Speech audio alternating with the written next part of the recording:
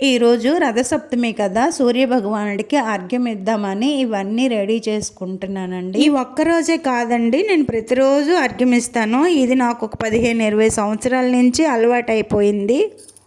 అయితే రోజు అర్ఘ్యం ఇచ్చేటప్పుడు ఇవన్నీ వేయనండి. ఒక రాగి చెంబుతో నీళ్లు, ఒక ఎర్ర పువ్వు మాత్రమే వేస్తాను. వీలైనంత వరకు ఎర్ర పువ్వు ఉండేటట్లు చూసుకుంటాను. అర్ఘ్యం ఇచ్చినప్పుడు ప్రతిరోజు కూడా 12 మంత్రాలు అయితే చదువుతానండి. మనకు తెలిసిన సూర్యభగవాన్ ఒక్కడే అయినప్పటికీ ద్వాదశాదిత్యులు ఉంటారటండి. అంటే 12 మంది సూర్యభగవానులు ఉంటారట. అందుకని ప్రతిరోజు కూడా అర్ఘ్యం ఇస్తూ 12 మంత్రాలను జపిస్తే చాలా మంచిదటండి.